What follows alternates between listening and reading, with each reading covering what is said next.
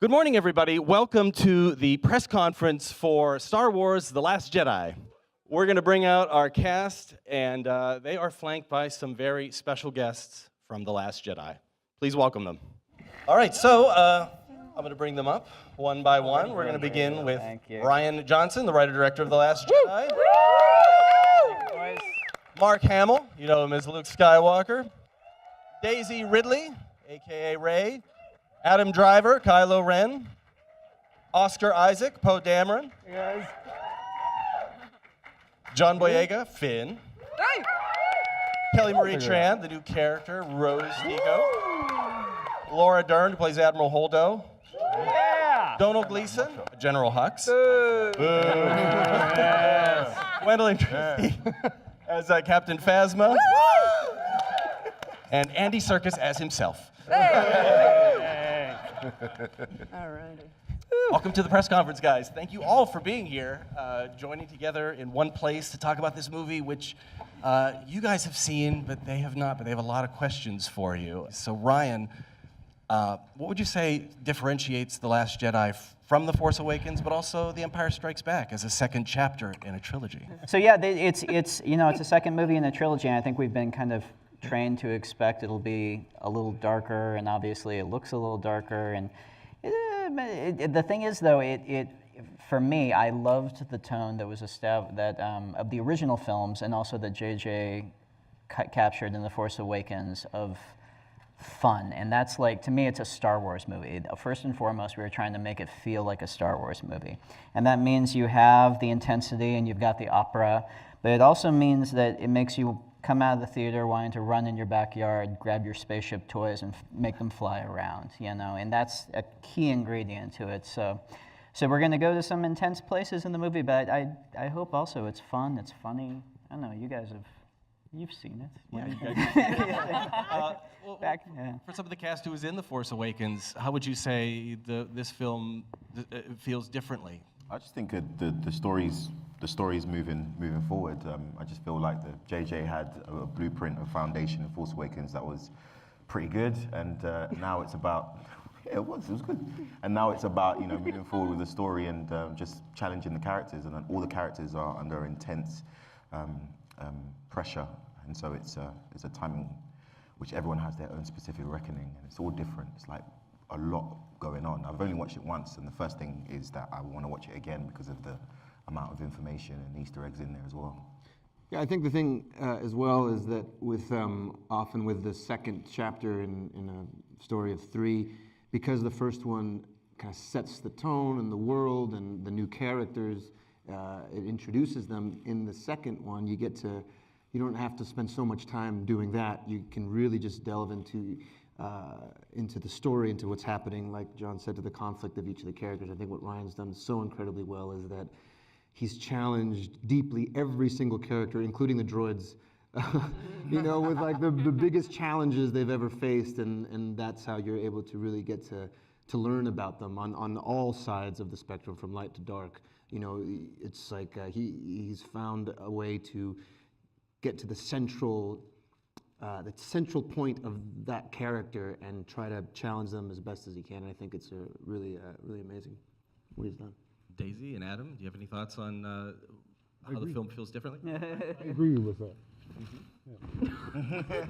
Thank you. I mean, the biggest thing for me when I read the script, because there's, even though you try and avoid what people are saying, it's hard to, and because people responded well to John and I as a team, I was a bit nervous about not being a team so much in this one. So I think for me personally, it was a challenge.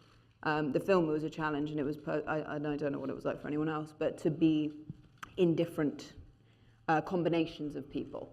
So in itself, we're already, we're in different situations, we're with different people that we are learning about, we're meeting for the first time. So yeah, felt pretty different for me. Let's hear from the bad guys.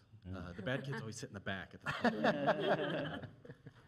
Donald, Gwendolyn, Andy, any thoughts on just the tone, that how this movie it distinguishes itself among all the different Star Wars films? I mean, I was blown away when I saw the movie. I just was so caught up with it. Not least because it was really intimate and very emotional, and I wasn't expecting that at all. I mean, I knew obviously that it was going to go that way, but it's very, very powerful, and it touches you. And what Ryan's done incredibly is made this dance between tonally dance, between these great kind of epic moments and hilarious antics, literally flipping on a dime and then going right into the heart of these beautiful characters and you really caring. And I think that was, for me, I think has been, that's my takeaway. It was just an extraordinary viewing. I was delighted by the film, and what I was surprised by was that Star Wars has always been, I think the reason why it's resonated with us all so deeply is that it's our foundation story of good against evil, and where that balance is, and how we see elements of characters we've never seen before, things that can be unexpected. But there is something about this film, and I think it's because the world that we live in is a changing and evolving place, that it retains the simplicity of those elements, but it really resonates with what it is to follow your own human, dark, narcissistic tendencies, where that will take you. And I love that. And it's done so beautifully aesthetically too. I didn't go to the screening, so... he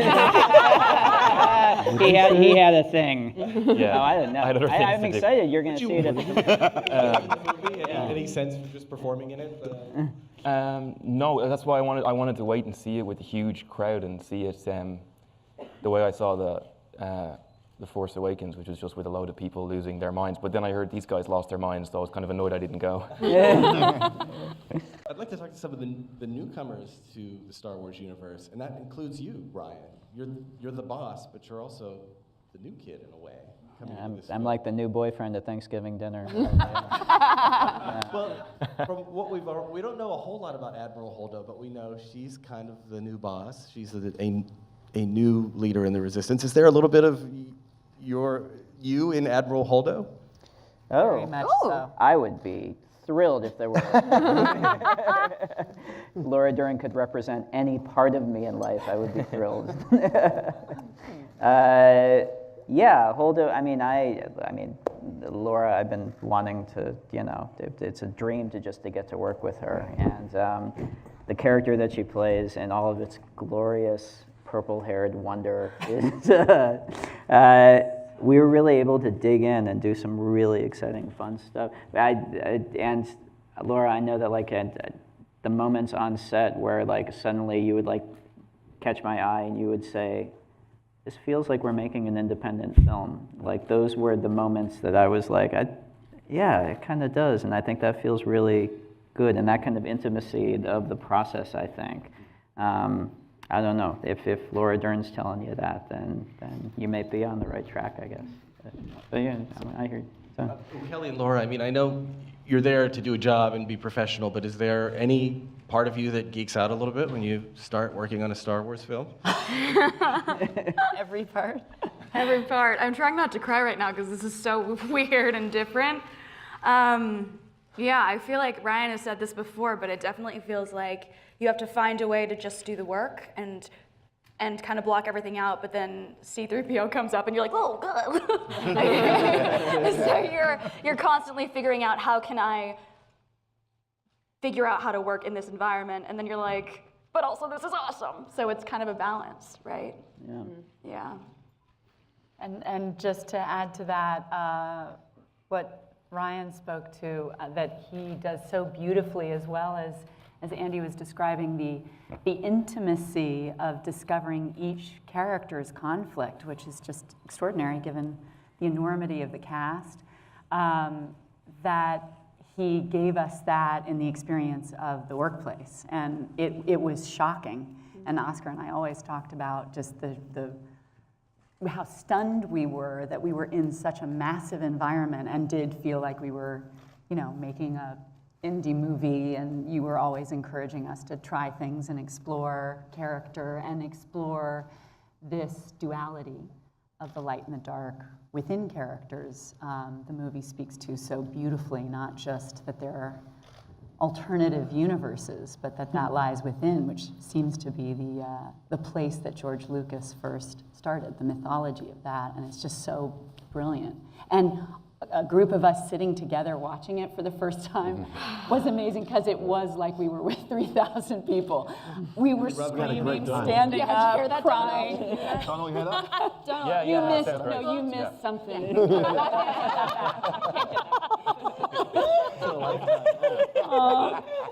Oh, gosh. Hope you're happy. I want to ask Donald and Adam about your two characters, Hux and Kylo Ren. Had a really interesting relationship in The Force Awakens that I understand is expanded on in this movie, where Snoke sort of plays them against each other. They're allies, but not really. I wondered if you two could talk about their bond or lack thereof as we enter this film. I think it's definitely there's a competition, and it's maybe yet to be discovered where that comes from. I mean, if anything, I think that's more of a testament to kind of what everyone has been saying of Ryan's ability to not mind the character in every moment, which seems like an obvious thing, but he doesn't. So he knows that spectacle won't mean anything if you don't care about anything that's going on, which again seems very obvious, but I think it's a really hard thing to balance with this many moving parts in the scale of something like this. It's so I love playing those scenes, especially with Donald, because he's a great actor, and there's nothing is kind of taken for granted. Where this happens and it moves on. If anything, Ryan slows the pace, and when there's not a moment that's taken for granted. It's always broken up into little pieces, and the story in our mind comes first before an explosion. Is there like a corollary in our world to the relationship that they have? That's dangerous water. I don't want to. Plunge in. I think that. Like rival co-workers or brothers? Nobody. Oh, I see. I don't know. I think it's funny, like there's just such a huge amount of drama going on in that group of people, but then also just a huge amount of bitchy infighting as well, which I think is really fun to see them kind of really hurt each other from the inside as well as from the outside. The united front thing is difficult for them sometimes. But it was just, I'm not good. Sorry, I think it's just a privilege to be in the film. It's very good. I think we'll open it up then to the audience for some questions. And just raise your hand. We have some microphones that are going around, and I'll try to call on as many of you as we can get. Wow, that's a mic. There are lots of folks out there. Let's ask this gentleman right here with the goatee. Yeah. My question's for Mark Hamill. With Luke training Rey in this movie, it seems like he's in the position Yoda was with Luke in The Empire Strikes Back. Is it sort of like when your parents say you'll understand when you're older? Does he finally learn some of Yoda's lessons now that he's the teacher? Well, you're assuming that I train Rey. Exactly. Sneaky. Do I? Sneaky. I know I have to be really careful. People say, was it difficult to pick up and wield a lightsaber again? And I go, do I pick up a lightsaber? Is it difficult acting in this movie? Am Well- I in this movie? I can promise you my part is twice as big as it was in Force Awakens. What's 2 times 0? Question there in the back. Whoa, that's a cool track. Thank you, Anthony. This question here is for Mr. Johnson. I'm Rich Woloski from Skywalking Through Neverland. I love you all, but this question is for Mr. Johnson. You had said that a lot of the visual cues for The Last Jedi were going to be taken from The Empire Strikes Back. What aesthetic really spoke to you about Empire, and what shot did you really want to replicate from The Empire Strikes Back? Hit the ugly light. It's 4 a.m. This is it. You don't have to go home, but you can't stay here. Thank you. Here all week. Well, I mean, my cinematographer, Steve Yedlin, who I've been best friends with since I was 18 years old. We met in film school. And so to be standing next to each other on a Star Wars set was pretty surreal. But I think Empire is, I think it's just the most beautiful I mean, all the films are beautiful. I think, for my just taste, I think the cinematography in Empire is the most gorgeous of the whole series. And so Steve and I looked at the lighting in that it's also kind of the most, it's pretty daring in terms of how dark they were willing to go with some of the, literally dark, and how gorgeous they went with some of the choices they made with the shaping of the lighting. But then in terms of like an actual visual aesthetic, I made a choice very early on that I thought, well, I can either try and kind of copy my idea of what the original movies did, which was much more of kind of a formal, the camera didn't move a ton, and it was much more of kind of a much more formal type visual aesthetic. Or I realized, you know, we're going to take visual cues lighting-wise and design-wise from, you know, the previous movies, but I need to just shoot this movie the way that I would shoot a movie, because at the end of the day, if I'm not engaged with it and I'm not trying to tell the story the way that really makes me excited, then it's not going to be up there on the screen. So I kind of cut myself from loose camera movement-wise and shot-wise from trying to imitate the past, and just tried to tell the story as excitingly, is that a word, as I could up on the screen. Yeah. Yeah. So there are way more female characters in this movie, certainly than the first 3 movies. That's going to mean a lot to little girls. I want to know what it means to you guys. I think, like, as a girl growing up in London, obviously I knew there was a disparity in films, but I wasn't so aware of it. Like, growing up in a liberal household, I was never really made to feel any one way. So when I when I got involved, I didn't really, like, I knew it was a big deal, but the response was so beyond anything I could have imagined that I'm still like, it was only afterwards that I was like, oh yeah. And it's not like I ever took it for granted or anything, but it was just so monumental, the response and how people felt about it. And obviously that's a testament to Kathy, JJ, Michael, Larry, everyone who created the characters in the beginning.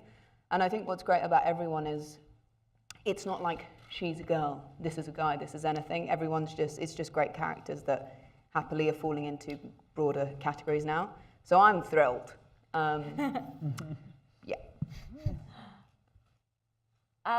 Yeah, I agree. I think that it feels like both an honor and a responsibility at the same time.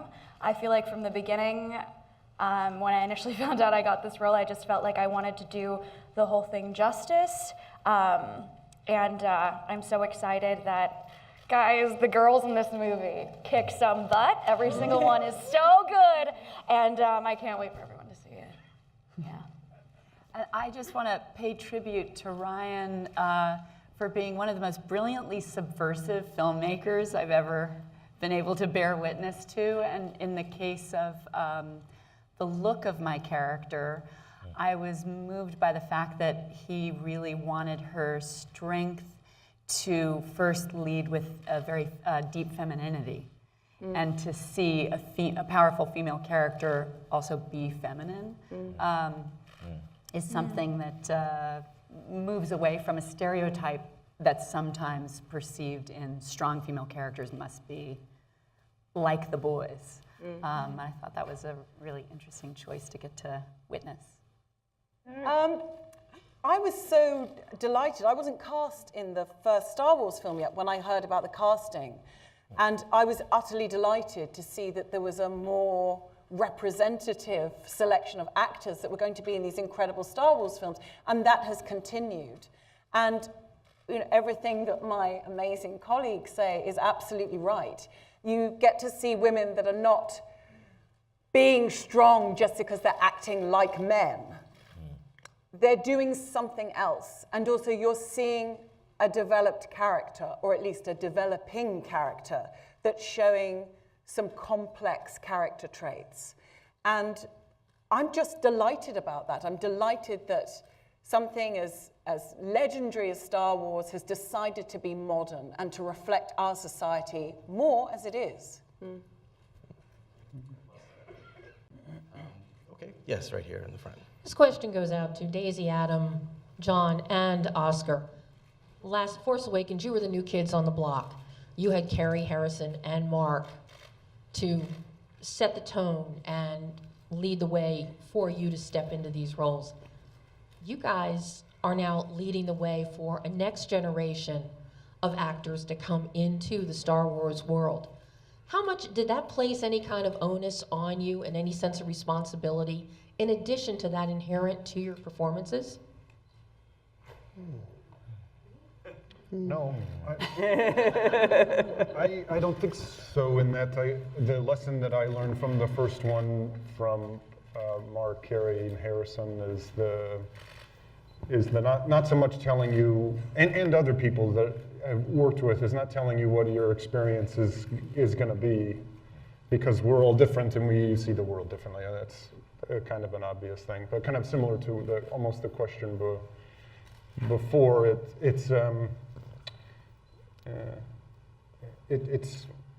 It's hard to impose an idea on someone that you kind of don't know. I think it's everyone's relationship to certainly within them, I would imagine, is different, and that's kind of for them to discover. And it's almost more generous to,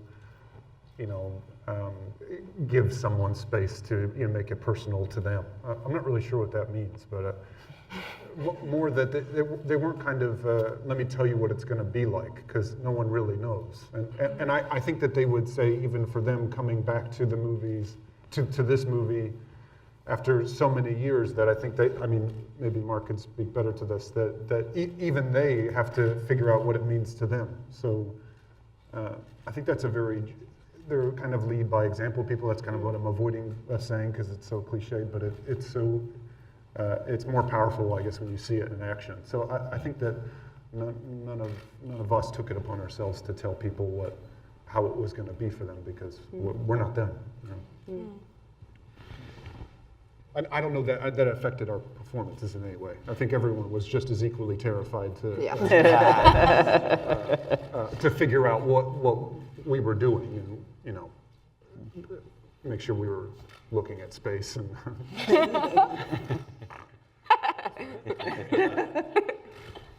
Any others? Okay, we'll move on to the next question. Look at somebody in the back there. Yeah, gentleman with his hand up. The question is George made the original trilogy very much, we watched it through the eyes of R2-D2 and C-3PO, through the droids. And obviously here we've got R2 and 3PO and BB-8 and BB-9E. So do we continue to see the story through the eyes of the droids, or are they just passengers on this adventure? It's different, and it was different in The Force Awakens. It's different in this also. We don't quite have so much the hidden fortress kind of worm's eye view of the story that we started with in those movies. And with this, different story, had different needs, and so we are much more kind of with our leads the whole time. I'll just quickly add, what I think is amazing about the film is that every character, I don't have a big film knowledge or anything, so I'm not like, oh, this is, so I never understood the structure of what the Star Wars was and what anyone was trying to fulfill. So just as me watching it, I think you really follow the story because you're with every character. Like everything you need to see is happening on screen. You're not seeing things happen off screen that have happened off screen. So people are asking questions on screen, they're getting answers on screen, they're having their adventure on screen. So you're with everyone every step of the way. So how the story's unfolding. And I think it makes for compassionate viewing, because you're really understanding both sides, why people are doing the things they're doing, and how it's being fed from everywhere, and how things collide, and the consequences of people's actions, how they're directly affecting other people. All right, we'll take another question. There in the back, the woman who had her hand up. Right there. Yes, you. Hi, I'm Kathy with Bell and Mommy, and I am a huge Star Wars fan, and I believe every movie we walk away learning something. And in this particular one, what is it that we will be walking away learning? Everyone's looking at me. Again, I think that, I think that's a personal kind of thing. For probably some, it will be nothing. For others... On the poster. It will be porgs. Porgs are delicious. I've heard this said, and it's the best way that I understand how seeing a movie in a dark room with people who are total strangers kind of works, whether that be a play or a movie, is that no one lives in the theater. Everyone has lives outside. Well, I mean, hopefully, and then there's a kind of collective intelligence that happens in the room. And what is rewarding about it is realizing that you all are having a different experience, but at the same time, the same experience. Not so much a moral of the story, but Ryan, one of the things that you and I have talked about is that a theme that's throughout the movie, all the different storylines, is the perils of meeting your hero and living up to expectations. Is that one thing that maybe connects to her? That's definitely one of the things, yeah, in it. I mean, it's, you know, I think these movies to some extent are always about, I don't know, to really boil it down, it's, you know, if you look back at Lucas kind of, you know, famously drawing from the hero's journey myth that Joseph Campbell wrote about. And the hero's journey is not about becoming a hero, it's not about becoming Hercules, it's about really adolescence. It's about the transition from childhood into adulthood and finding your place in the world. And you have these new powers that you're feeling inside yourself for the first time. You don't know what to do with them. You don't know who you're going to get help from, who's going to be unreliable, who's not. Navigating those very tricky waters that we all have to navigate. That's why it's so universal. So part of that is you know, your relationship to heroes and people you thought were your heroes, people you don't expect who become your heroes. And that's definitely something that plays out in this film. Do you have any thoughts on that, Mark? Having played the young farm boy who becomes a hero and now returned to that character all these years later, what journey, without obviously giving it away, but what arc is left for a guy who's been through what Luke Skywalker has been through? I don't think any line in the script epitomized my reaction more than this is not going to go the way you think. And Ryan pushed me out of my comfort zone as if I weren't as intimidated and terrified to begin with. But I'm grateful because you have to trust someone, and he was the only Obi-Wan available to me, not only in my choices as an actor, but my choices in sockwear. Oh, because, me up. Well, I was so embarrassed. I looked at my drab black socks and I said, "Curse you, Ryan Johnson. I'll get my revenge." You have learned well, young You have a Padawan. really nice blue sweater, though. Oh, thanks. Well, not on right now. Oh, okay. It's on loan. It's going back Monday. All right, let's take another question. Hi there. Hi. So Laura mentioned this a bit, talking about that you felt it was more of a kind of an indie film sort of feel. And there's been a lot of questions, I'm just going to throw this to anyone, there's been a lot of conversation and questions about how this is like the other movies. What I want to know is, how is it for you, how is it different than any of the other movies? It's longer.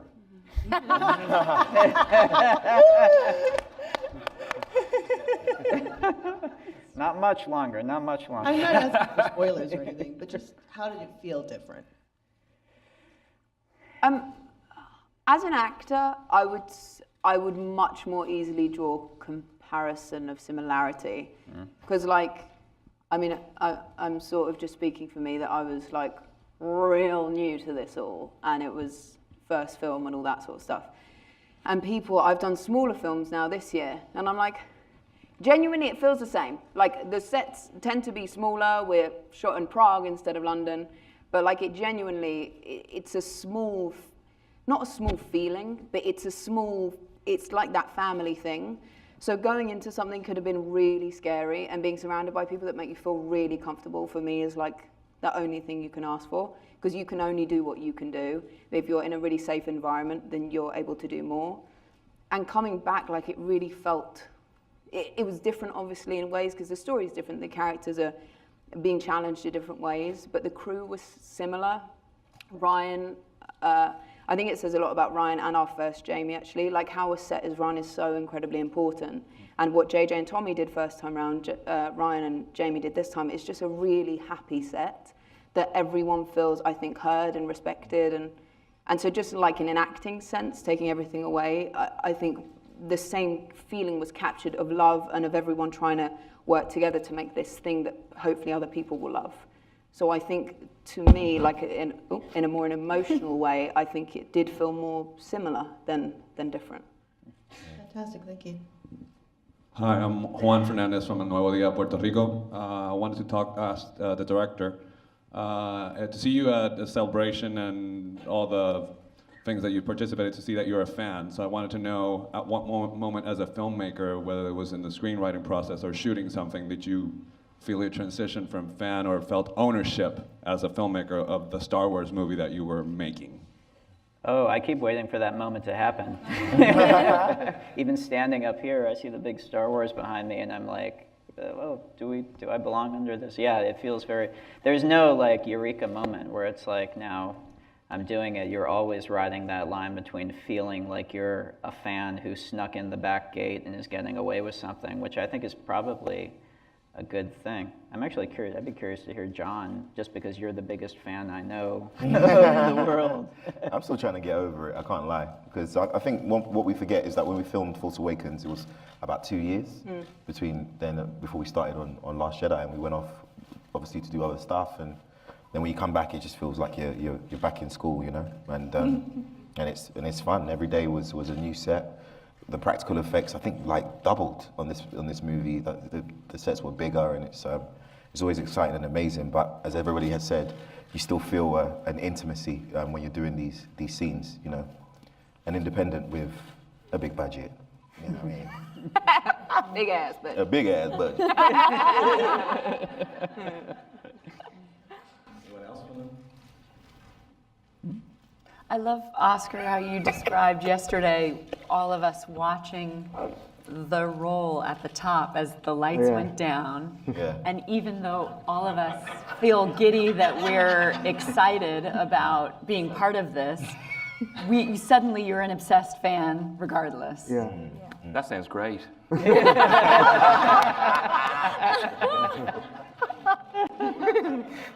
more question. Jermaine? Oh my God. Hey, obviously the death of Han Solo is a huge moment in The Force Awakens, and I'm wondering how impactful is that, without spoiling anything, to the characters who knew him in the last movie and the previous films? I think we're just keeping it moving, to be honest with you, man. It's true. The pressure's on, man. You know, there's no time. I think that's one thing that's unique to me about watching this movie was just the commentary on war. I think there hasn't been a Star Wars movie yet that has explored war in the way The Last Jedi does. It's very messy. The categorizing of good and evil it's all mixed together. So you know, in terms of Han, there's no, you know, I'm sure we all feel sentimental if someone wants to sit Finn down or sit Rey down, but Rey's off training, she's got stuff to do. I got a back injury, I got stuff to do.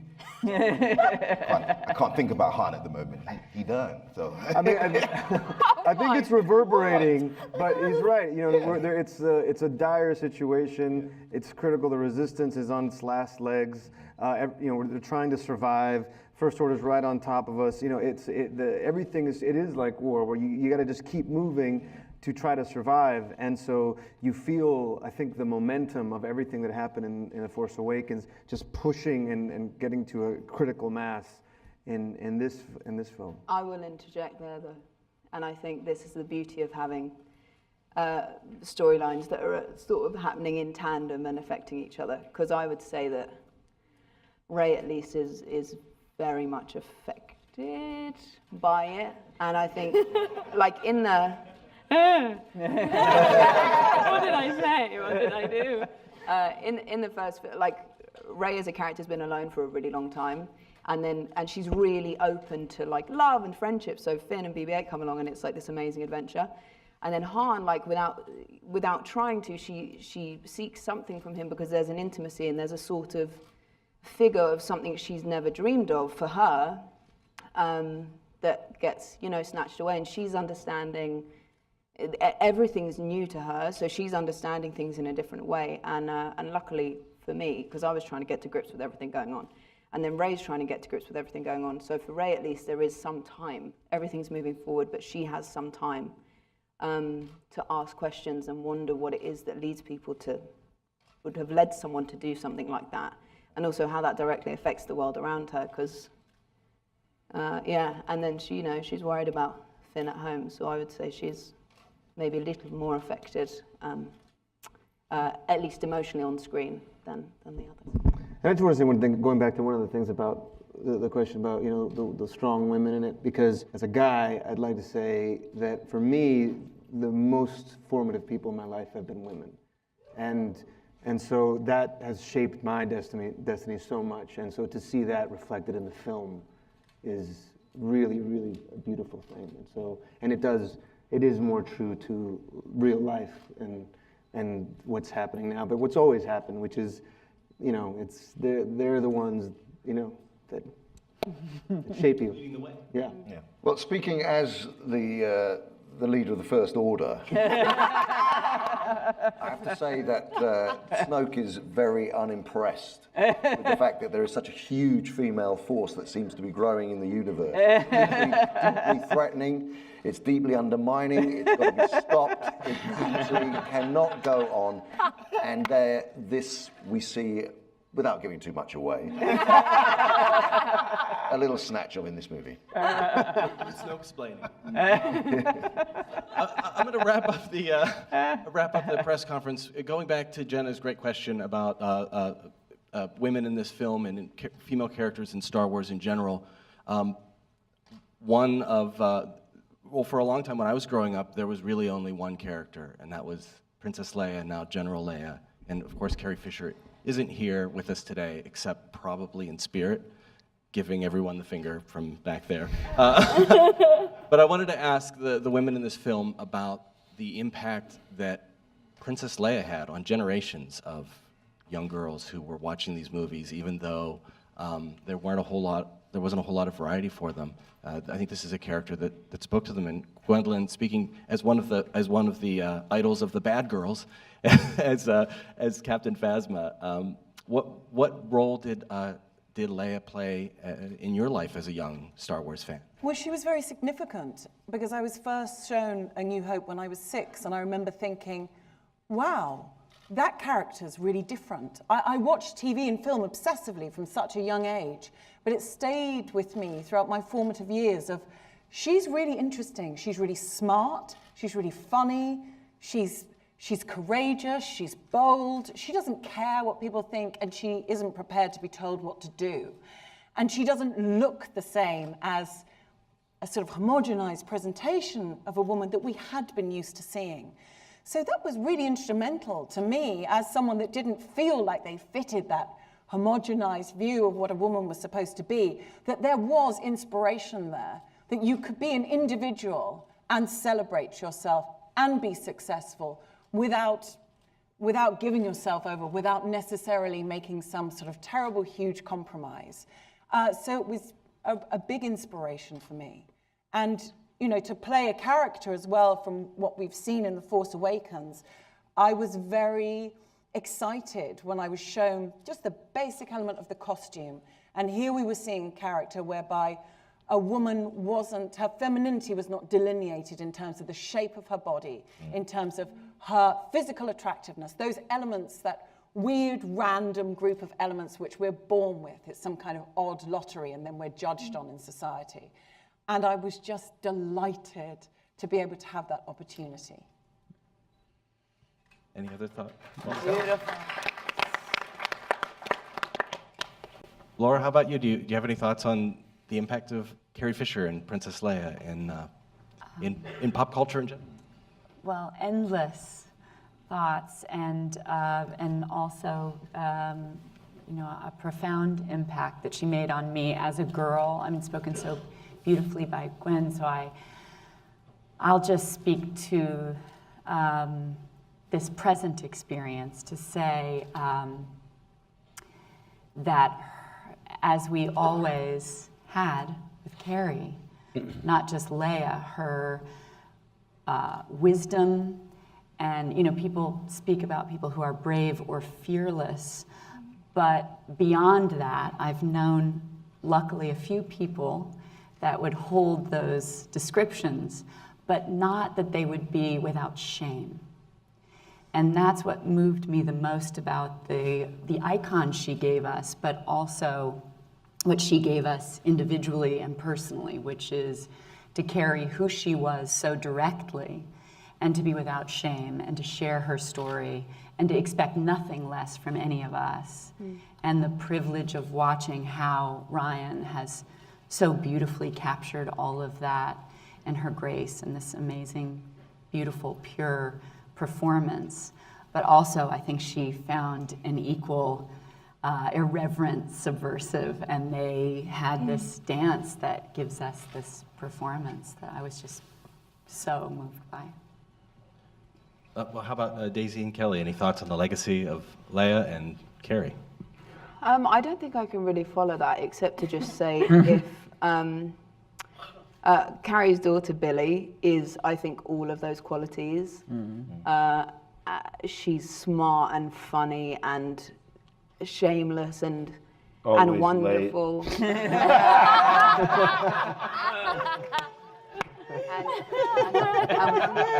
I think if Carrie bringing up a daughter, obviously with Brian, bringing up a daughter who is all of those qualities and then some in this world, if that's what she did, you know, just her being her, I think it speaks volumes to what she did as her in the spotlight and also her as Leia. Yeah, I mean, I agree with everything that was said. I think that something about Carrie that I really look up to is, and something I didn't realize until recently, was just how much courage it takes to truly be yourself when you're on a public platform or when possibly a lot of people will be looking at you. And she was so unapologetic and so openly herself, and that is something that I am really trying to do, and it's hard. And just like Daisy said, like Laura said, like Gwendolyn said, I think that she will always be an icon as Leia, but also as Carrie. What an example, you know? And I am so fortunate to have met her, and I think that she will really live on forever. Well, thank you guys so much for being here. Thank you for all the wonderful questions, great audience. The cast of Star Wars: The Last Jedi, and we'll see the movie very soon. Very soon. Very soon. Woo! Thank you, guys. Thanks, guys.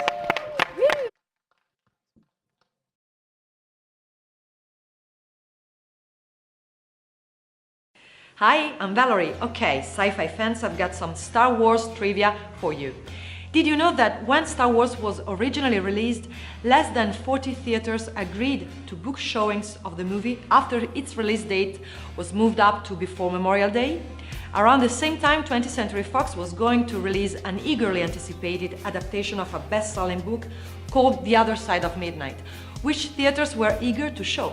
Fox then stipulated that any theater showing The Other Side of Midnight must also show Star Wars. Needless to say, Star Wars eventually became the highest grossing movie ever made up to that time, while The Other Side of Midnight didn't even break the $25 million mark. Can you believe it? That's all for today. Subscribe and ring the notification bell to always receive the latest trailers the moment they are online. See you next time.